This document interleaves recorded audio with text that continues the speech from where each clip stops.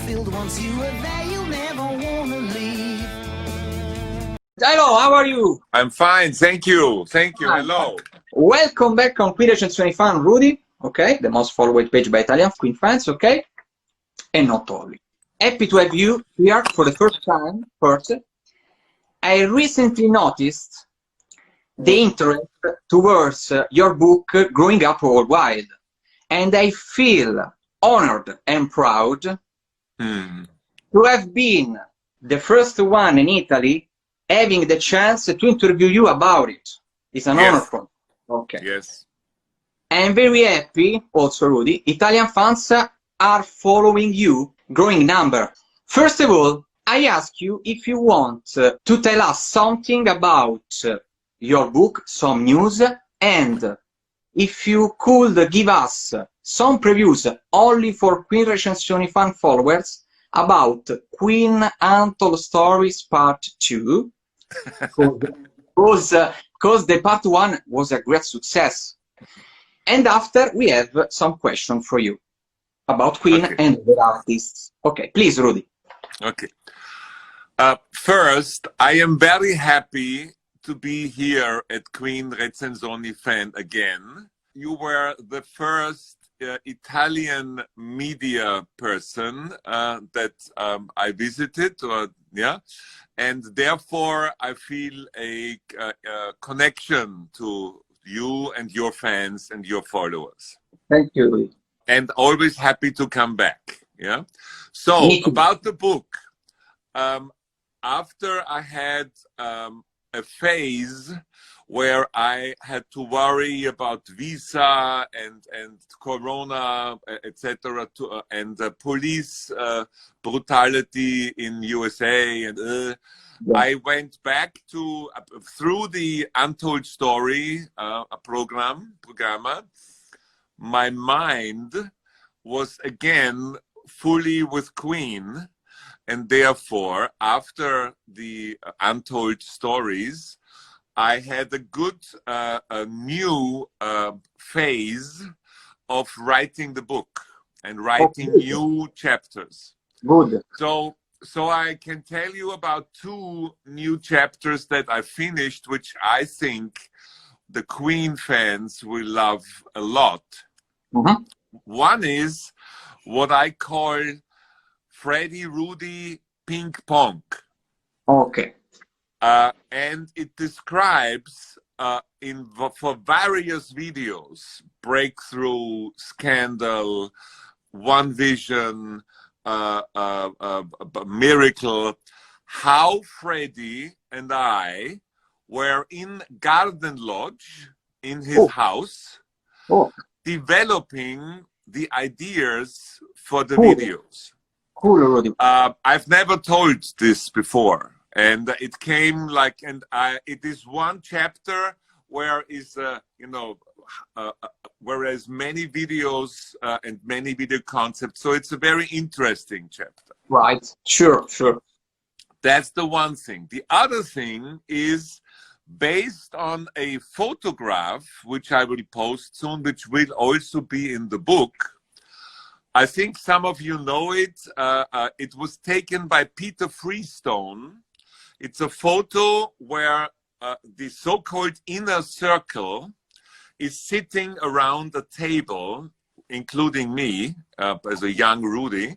But it's Freddie, it's Roger, it's Brian, it's Trip, the guy who is the sound mixing engineer for hundreds and hundreds of Queen shows. It is Crystal, the assistant of Roger, and it's Giovanelli, the assistant. And Peter Freestone took it from above. In Freddie's Garden Lodge, there was a little gallery. So there was the big what he called the sitting room, and then there was so like a first floor, but there was only a little couch on the second floor and a television set, and you could look down to the sitting room, and that's where Peter Freestone took the photo, so it's from above, and everybody's looking up. And the funny thing about the photo is that Peter, afterwards, one day later, went and there is little sayings like what you have on comics, that are in little bubbles. Which you can say, oh, I feel fine, or you are an idiot, or I love you, or whatever. And he chose for each person one of these bubbles and put it on, and it is so well describing the character of that person. For example, with me, he put there, which way to Hollywood? Very fun. which was at the time exactly what I was thinking. I want to be famous. I want to get to Hollywood. So, long story short, Peter lost that photograph. He doesn't have it anymore. But because I loved it so much at the time, this was 1900, and it was around the rehearsals of the Magic Tour, so it was 1986. Yeah, right. It was after a rehearsal we went and we played Scrabble. You know, the game where you have to create words, and it's with and Freddie loved to play that, and he lost the photo, but that in 1986 I took a photograph of the photo, so I have a copy, and now I gave it back to Peter. Oh, very interesting. And this photograph will be in the book, and around this photograph I was writing a chapter about the inner circle. Who was in the inner circle? What was those persons' function, or quality, or the special thing for Freddie, in what way? And also about, of course, about this evening where this photograph was taken. And the ping pong chapter, and this is a new approach now.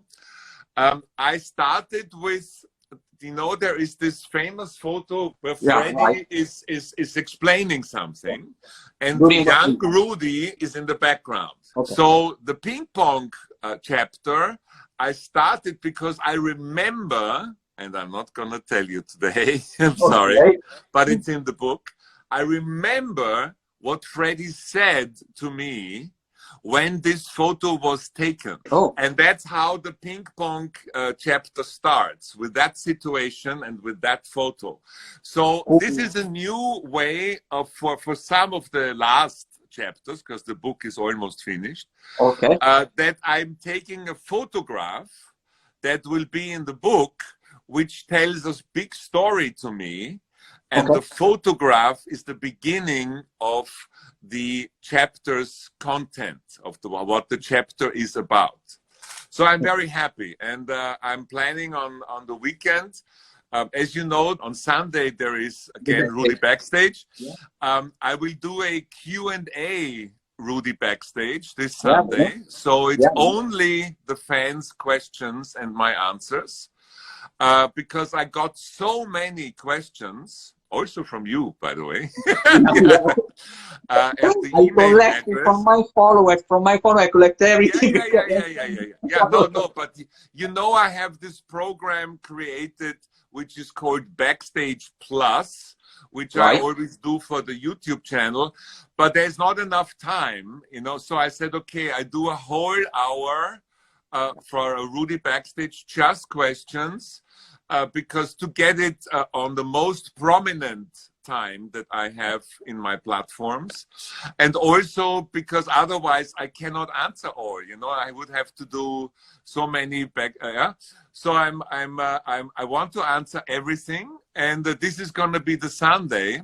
But after that, after the Sunday, I will go back immediately to write another chapter. Yeah.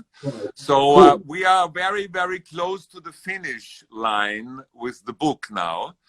I originally had outlined 40 chapters, 40, and now it's almost close to 50 chapters, because while I now had the writing session, which started in February, I think, because for the book writing, I started in 2017.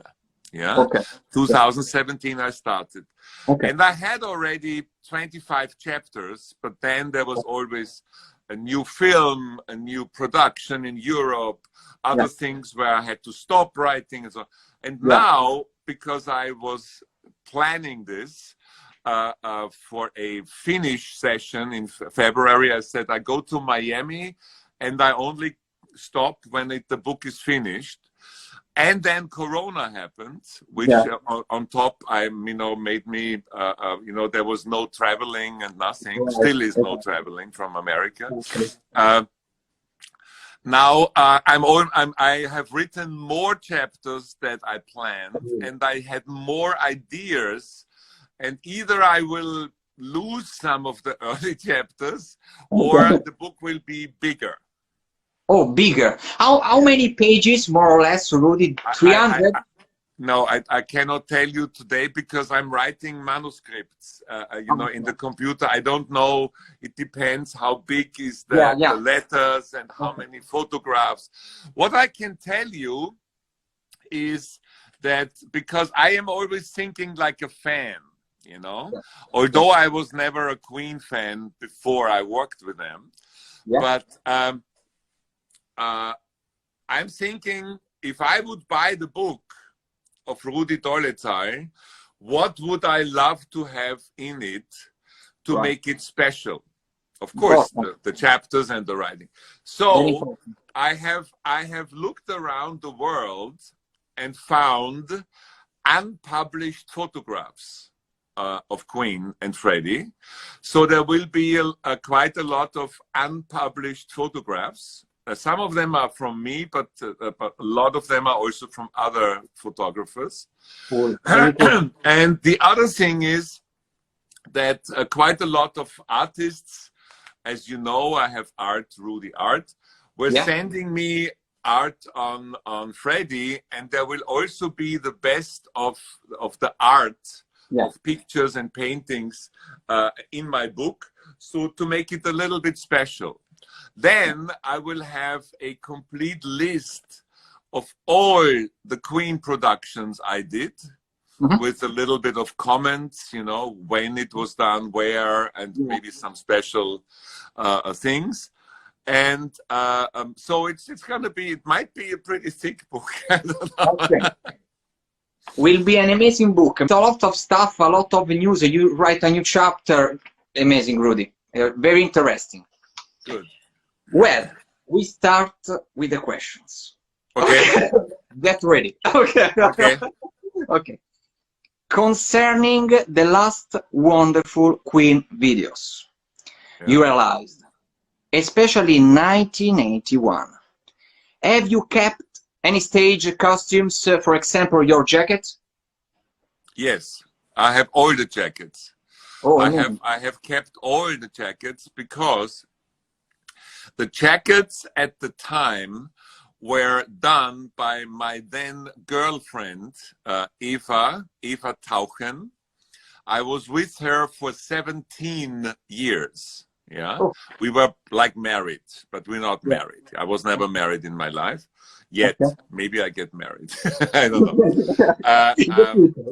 If somebody wants to marry me, go contact Roberto, and Roberto knows how to approach. I collected the request, okay. Yes, okay. No, but the thing is, we were 17 years, and she was a painter, and she started doing the funny painted jackets, and she hand painted them. So each jacket is a unicato. There's only one, it's not mass produced. So when I stopped wearing them, and I had something like 10, 15 in different, some in silk, some, and I didn't throw them away because they meant something to me. And then later I had an idea that maybe at one day there will be a Rudi museum or something, and then the jackets would be funny to have. So I still have them in Vienna, and the jackets are still existing. I will, now since I went public with the Queen fans, since last December or something. I was away for the Queen fans for about 20 years. I was at the very first Queen convention ever in England, organized by Jackie Gunn. We know. Yeah, Jackie, who's still and because I filmed it. I filmed the very first Queen convention for Magic Years, for my first documentary in 1986. And then I was one more, because she asked me to, but then I never was in the Queen world after I, did much work. I mean, Queen, Brian and Roger and Jim Beach are still friends. But I work here and there for them or with them, but I was not in the Queen world, and not especially in the social media world. And since I am now, since December, due to my two sons, Ruby, who is called Ruben, actually, and Benny, who is called Benjamin Leon, actually, they said, Papa, you are so uncool because you're not on Insta. Because they and I said, okay, well then put me on Insta, So this is how it started. Instagram is a new social. Is a Facebook is for the older. Yes. And the thing is, since I am on Insta and the YouTube channel, people ask me if they can buy the jackets, but I'm not selling them. They would be, even if you give me 10,000 euros, I'm not selling those jackets, because they have a story for me, But they're still existing, and I might do an exhibit or I don't know, something. I might bring them to a Queen convention, or if I come to Italy to present the book, maybe I bring 1 or 2 or 3 to hang on the background while I'm on stage. Something like that can happen. Okay. Next question. Yep. Freddie Mercury, you told us Whitney Houston admire him a lot. Okay. Yes. Did Freddie admire Whitney, in your opinion? Yes. Freddie loved people with great voices. He loved the voice of Liza Minnelli. He loved the voice of Elton John, because Elton John is a good singer. He loved the voice of George Michael.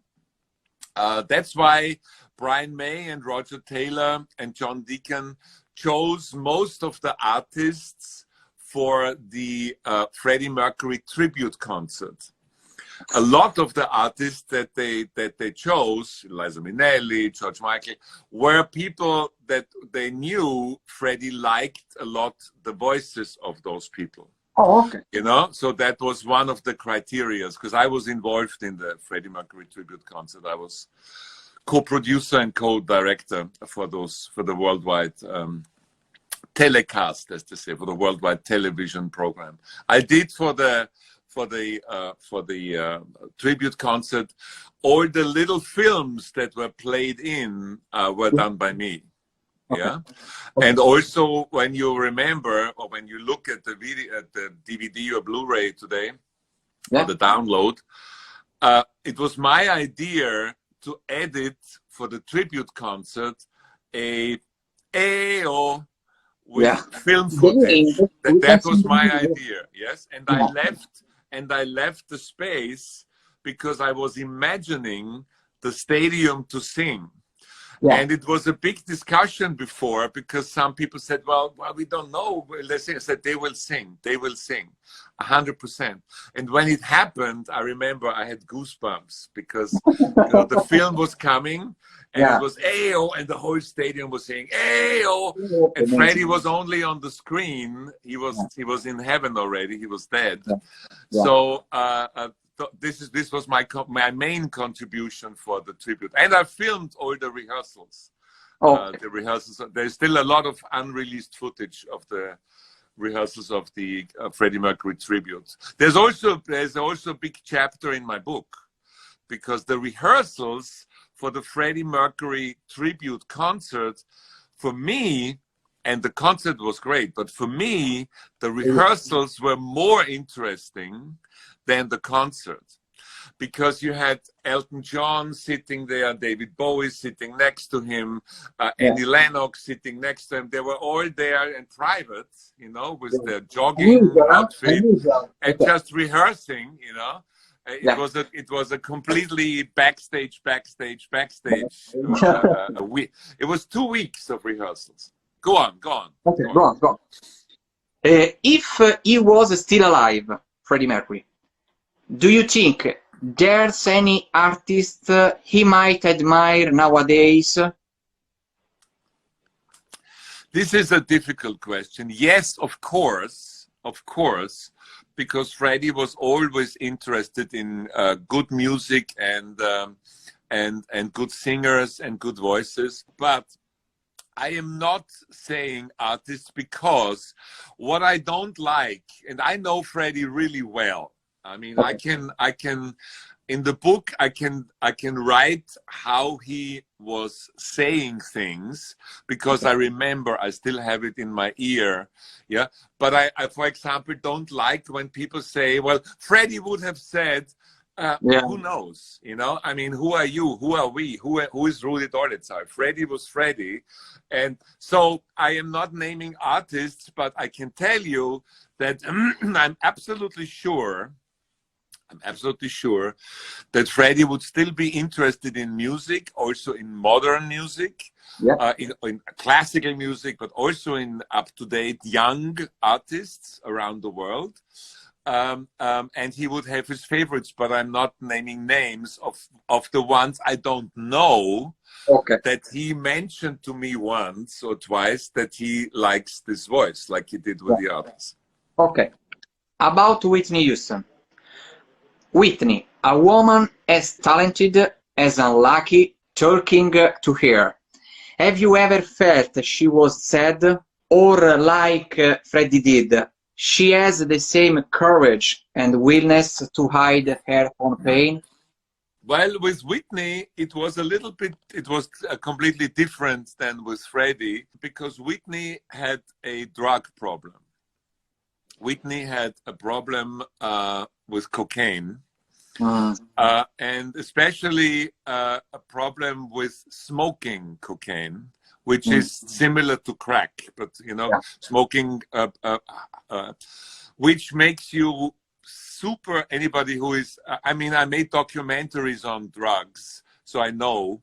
I've used never heroin or never any hard drugs, but I know. Whitney was, how I experienced her a lot of the times, hiding her problem. And the other problem that Whitney had was that she was in a relationship where those two people, her husband and her, they loved each other, but there was also violence from both sides.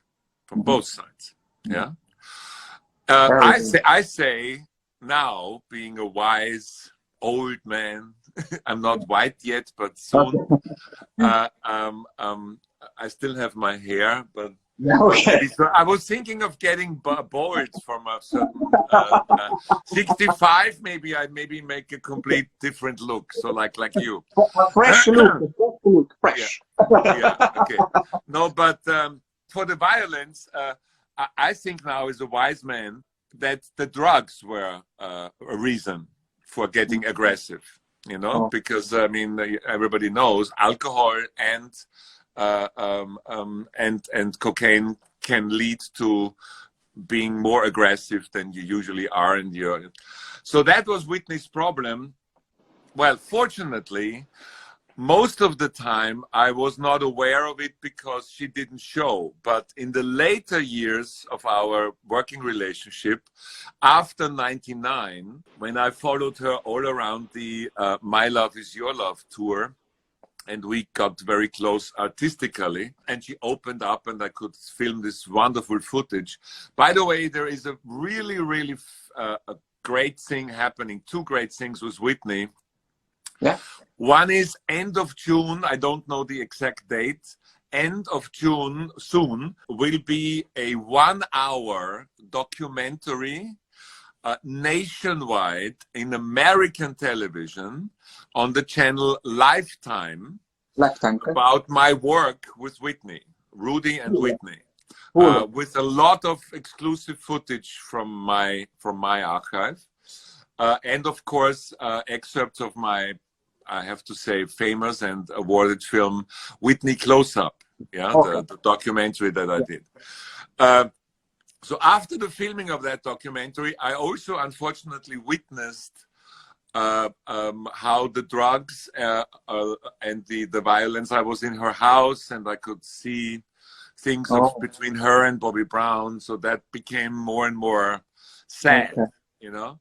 Until this day, I can only say that Whitney Houston is the warning that drugs destroy your life, because she was a beautiful woman. She had a beautiful voice. She was super successful. I was there when she signed a contract for $100 million. Oh, $100 million, a record deal. And still she died like a clochard, like a homeless, in a bathtub, in a horrible way. It didn't help her because she was an addict on drugs. So that's a warning. I mean, I know that people say, yeah, warning, but you know, you can say she had everything in life that you want to have. She also had a husband. She had a great daughter. Yeah. And everything was destroyed at an age where you don't have to die. Why? Because of the drugs. Terrible, very terrible. Talking about David Bowie. Okay. How would you describe him as an artist and a human being? What's your favorite work done for him? David, to me, was special for a few reasons. He was a very, very, very educated artist in other fields than music. Okay. He was a great painter. I have paintings at home, originals. He not only knew a lot about painting and visual art, he also made great pictures himself, which is not very commonly known, but I have a few originals of him. He also was an artist who, like Freddie, had a broader idea of art, and not just one field. You know, you could talk with David about painting, about literature, about music, about modern music, classical music, similar to Freddie. That's also why they quite collaborated on Under Pressure. And as you know, I had the privilege of doing the late video, not the original one. Raw version. Yeah, exactly. So I am very happy for the work that I did. I did something which unfortunately is not known very well. I did a video for him for his band called Tin Machine. The machine, okay. Tin Machine, and he did the video is called Baby Universal, for the song Baby Universal. And why I like this video, actually I should play it once on Rudi Backstage. Okay. But there's always the problem with music on Instagram. Yeah, we know. You know, although I have the rights and everything. No, but yeah, the Baby Universe, you can see it, you find it on YouTube, is because the basis was a live concert I filmed, and I filmed it with various styles. I filmed it with a black and white film, so it was looked like old. Okay. I filmed it with video techniques, and I also played it in monitors. Like I played in to 8 or 9 monitors and then filmed the monitors. So it's a very experimental thing, which I love. I also did a live concert, which was very good. It's called David Bowie Live at the Docks, which was filmed in Germany, in Hamburg. And I also did one video, I'm sorry, I don't remember the name, that he was doing in Mandarin language for China. Oh, it's also a rarity. I have to dig it up in my archive. This is stuff that I have to do after I've finished the book. So, but also, of course, him filming at Freddie Mercury tribute concerts with Annie Lennox is a highlight of my work, and also the remix of Under Pressure of Queen and Bowie. These are highlights of my work. Yeah, I like me too. Next question, Rudi. You always say Bruce Springsteen is a wonderful human being, as well as an amazing musician. Okay. Would you describe him in a few words? Well, Bruce, I don't know what I have today with my voice. Okay, no problem. Take your time. It's too early, and I didn't have a good coffee. No problem. No Italian coffee, you know, mocha. You know? Yeah, what's happening, Rudi? Come on, yeah, prego. Oh my God, you know. Bruce is identically with himself in a way that I don't found any artist other than him, because Freddie or David were famous for being great stage personas, which they thought about, or Falco, Rock Me Amadeus. They created a great person for on stage, for the videos, for whatever. But Bruce is always himself. There is no Bruce Springsteen stage and Bruce Springsteen private. It's the same guy. It's the same image. It's the same way. So Bruce is the same before a concert backstage, or at home private, or on stage, and then he walks and it's always Bruce. He is identically with himself, and he made his actual real persona to the stage persona. And that is what I find fascinating, because first of all, it's less work for him. He can always be just himself, you know. And on the other hand, it shows that he is very down to earth. He's very sort of in himself and knows exactly what he's doing. I also admire his social awareness, so that he is for Amnesty International, for, you know, that he sees problems in the world or in America or wherever, and he speaks out. He's but not with party politics, that he's supporting a special party or whatever. At least I don't know. Yeah, maybe the Democrats in America, but this is a different thing. America, a completely different political situation. You cannot compare America to Europe.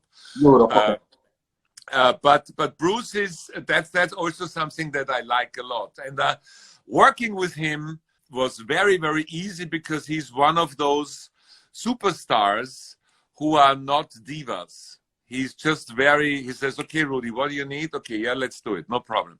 He was That's never, simple, there was, simple yeah, person. he was a very easy to direct person and a very nice person also. You know, has a big heart.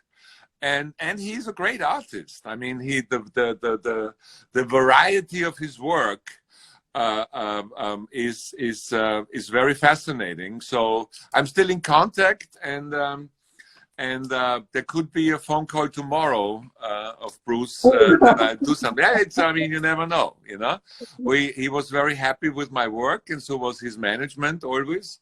So you have to understand, it's a little bit different with most of the artists than it was with Freddie and Queen.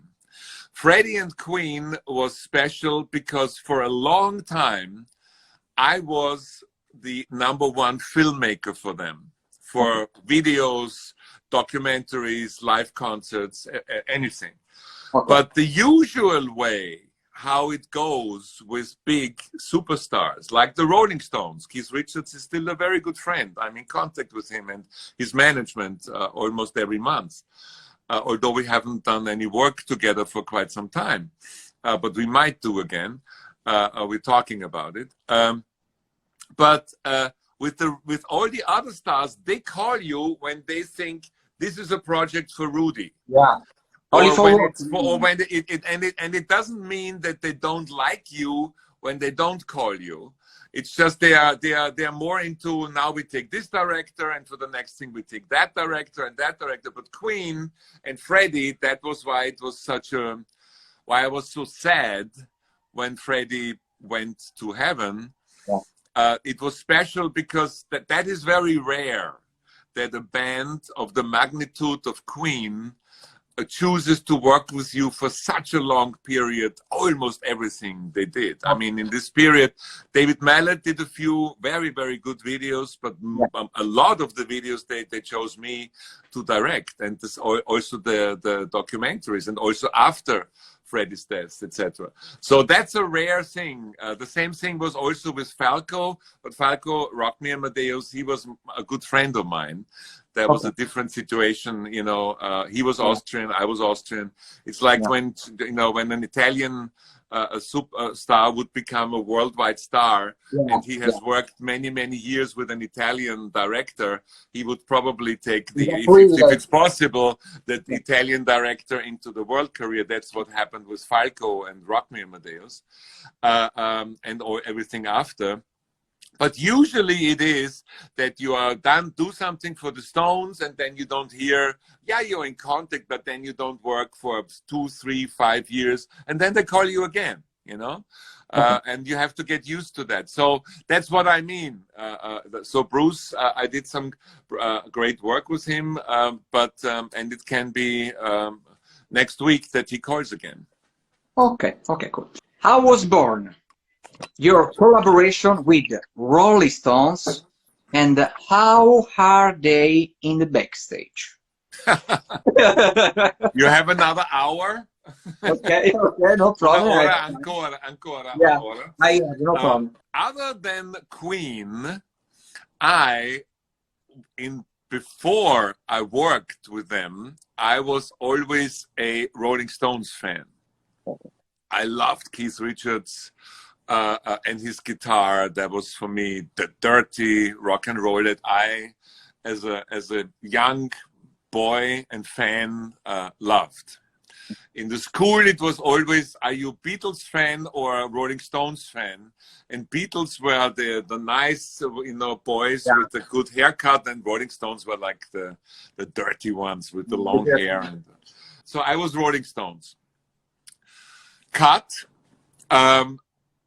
I was doing a documentary for German, Austrian, and Swiss television. See how old I am. Okay.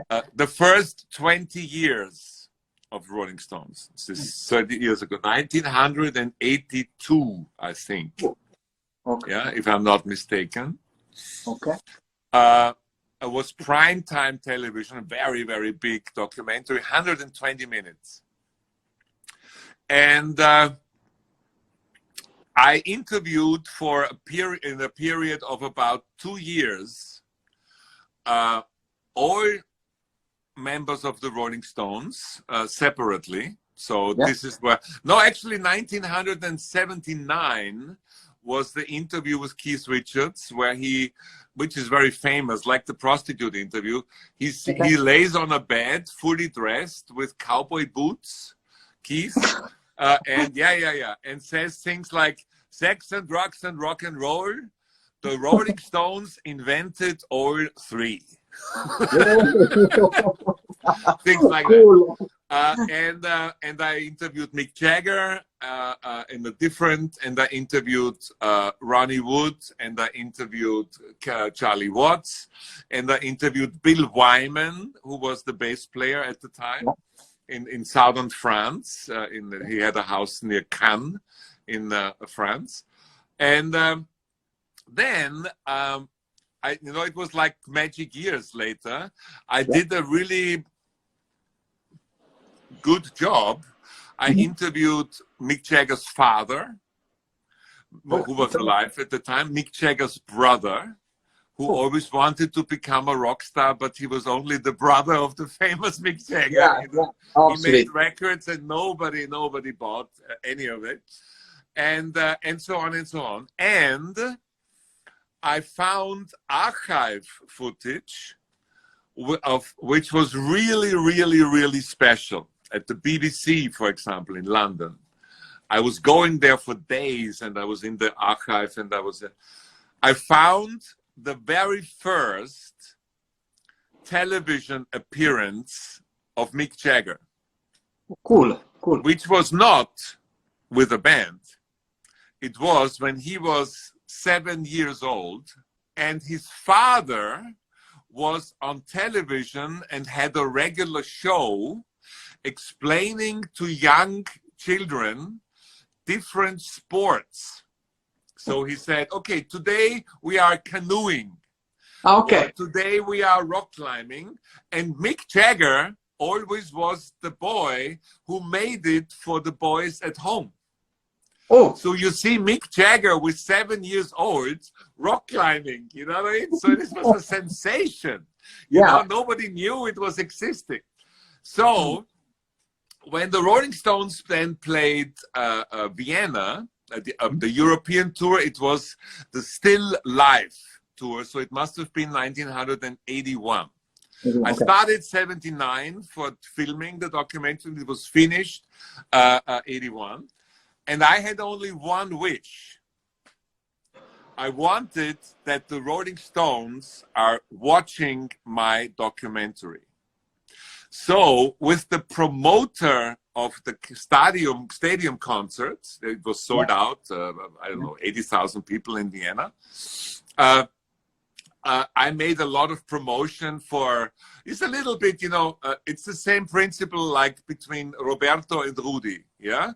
It has always to work for both sides. You know, I do something for you where you are happy, and you are, promoting some of the things that make me happy, and this is give and take, so it worked. So it also worked with, I had a regular television show, and I was helping this promoter always in advance to announce his concerts, so that a lot of people buy the tickets. So I said to him, you have to make this possible. I need that, because the Stones were in Vienna for 3 days. I need the Rolling Stones to see my film. So he arranged it, and I will never forget. I should maybe write a book on the Rolling Stones as well. We'll be here to listen your story, Rudi. Okay, about the book. So, in a hotel room in the Hilton in Vienna, he got together all the 5 Rolling Stones with their wives and children and the entourage, and they were sitting in for 2 hours and watching the Rolling Stones documentary, Stones, the First 20 Years by Rudi Dolezal. Cool. That was my payment. That was my fee. That, I didn't need money. That was it. So they viewed it, and they were surprised that I interviewed all of them separately. They didn't know that this was one project. You know, it's like they say, okay, are you doing German television? There's a certain Rudi, yeah, to Mick Jagger, so they did that. And then some other time, somebody said, do you want to do to Keith Richards? So they didn't understand that this was always the one guy and one big project. They were surprised, and 2 weeks later, I got a phone call if I want to come to London to Mick Jagger, because Mick Jagger wants me to do the next Queen video. Oh. Because the next Queen video was a re-release of the song Time Is On My Side. And he wanted me to film them live on stage, which I did in New York, and tell the history of the Rolling Stones, Time Is On My Side, in 3 minutes with archive footage cut in between. And because Mick is a very clever man, he said, you had all our archive footage in your hands the last 2 years. You know better than anybody where what is. This is your project. And I did it. And it was released in 1982 and was a big success and was my first official Rolling Stones video. I'm sorry that my stories are that long, but I mean, you're asking me something, and I probably, see, I was thinking after My Friend Freddie, maybe I should make a series. My Friend Brian, My Friend Keith, or My Friend the Rolling Stones, my friend Whitney Houston, I don't know, you know. You, for us, you are a living book, because you have a lot of stories. We are here to listen to you. Thank you. Amazing. Okay, it's amazing. Next question, the 8th question. Oh my God. Okay. I'm enjoying this. This is why also I was postponing the next interview in the intermission, so I can finish you. Yeah, I can do it. Okay. Thank you very much. You realized a wonderful documentary in German language about Michael Jackson many years ago. Okay. How is born the collaboration with him, and how was he like as an artist? Okay. Well, I not only did a German language documentary, my main work for Michael Jackson was that I filmed him live in Munich, Germany, Alemania. You have to look up the date. I don't know dates. I'm not so good with at the first concert of the Dangerous tour, which was the world premiere, was in Munich, and I had this was a worldwide project, also in Italy, gone to 70 countries live. Yeah. And it was not only the concert. I had developed a very interesting concept. It was because at the time, people were afraid that if you broadcast a live concert on television at the beginning of a tour, so everybody can see it, that they do not go and buy tickets for the concerts. Yeah. So the thing was that the program, which was 120 minutes or 90 minutes, also on American television, Canada, all over Europe, everywhere, always goes back to the concert. Like you have the first 2 songs of the concert, in the middle you have songs, then and in between you have little mini documentaries. Like, how was the rehearsals for this tour in Los Angeles, or another mini documentary, where will the tour go, which big cities in the world, etc. So, and I was directing this and producing it out of Munich, Germany. And for that, he chose me because at the time I was already known for my work with Queen. You must understand, very early was Rolling Stones, how I described. Then Rock Me Amadeus, Amadeus, Amadeus, yeah, world hit, #1. And of course, Gianna Nannini, Edoardo Bennato, but they were not worldwide, you know, they were in territories. Yeah. But worldwide, and I love them. I love Gianna, I love Edoardo, it's no problem, yeah, still. But then came Queen, you know? So people in the world, like Michael Jackson, suddenly had the Austrian long-haired guy with the funny jackets, having done the worldwide hit Amadeus and having done Rolling Stones and Queen. So we can. So that's how I involved. Michael Jackson was very, very, very, very strange. Okay. To say the least. Okay. I had to sign a contract, and believe me, I signed very funny contracts in my life. Okay. Where I am saying that when Michael enters the room, I have to look into the other direction. Why, Rudi? Because he's afraid of looks. If everybody looks at him and things like that. So, but we had a very good working relationship, and he was in the editing room, and he was somebody who didn't take care of money. It didn't matter how much money something cost. And I have to correct one thing, because people are writing to me on Instagram that I have done Leaving Neverland, the documentary. This is not true. I have not done that.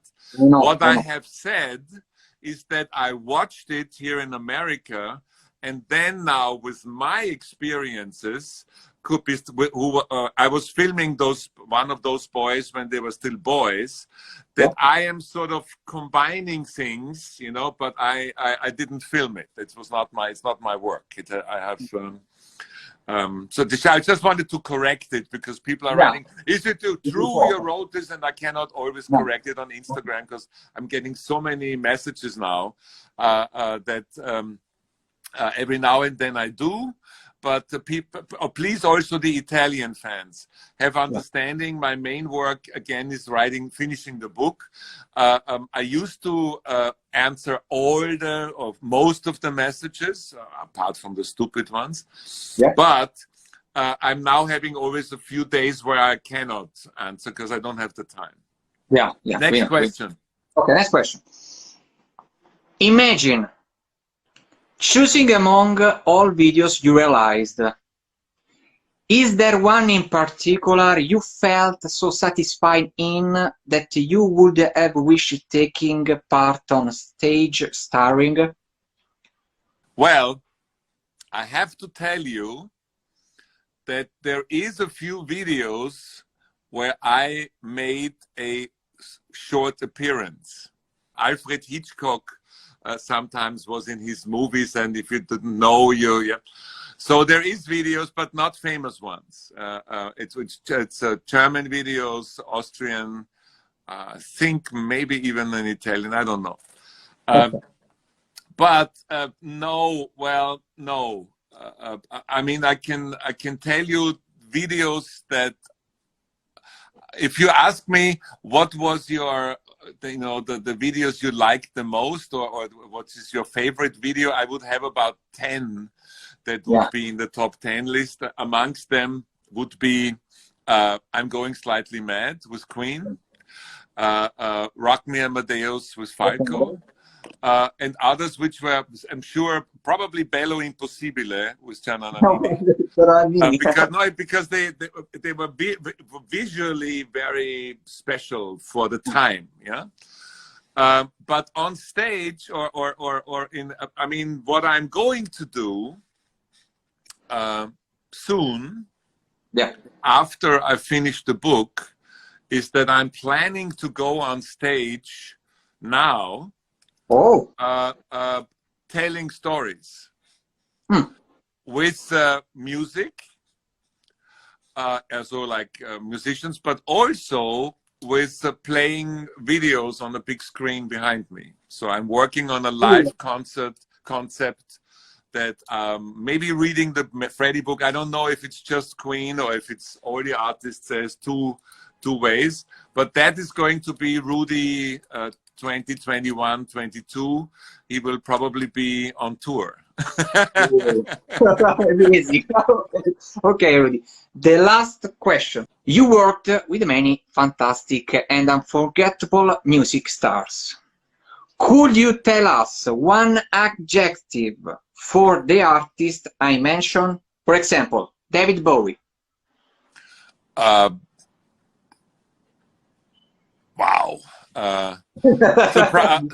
Surprising. Freddie Mercury. Genius. Whitney Houston. Voice. Sting.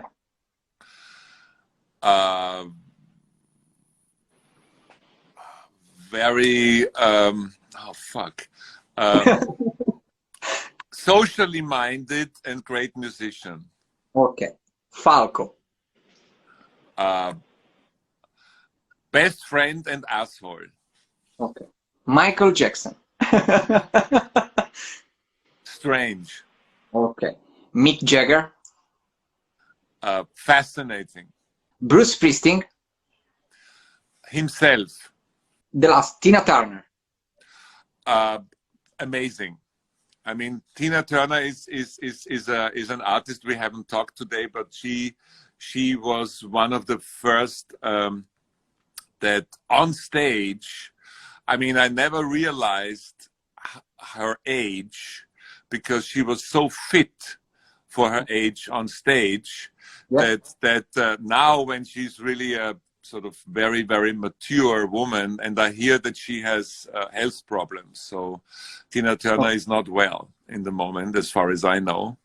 But I wish her all the best, and I always admire her. Yeah. Okay. Thank you very much, Rudi. Okay, we finished this wonderful interview. It's amazing. It's a pleasure. It's a pleasure for me, for all people that are watching now. It's a pleasure to listen to you. You know, okay. You know. I mean, you know my 3 wishes, right? Yeah, yeah, we know. You can repeat, no problem. Repeat, Rudi.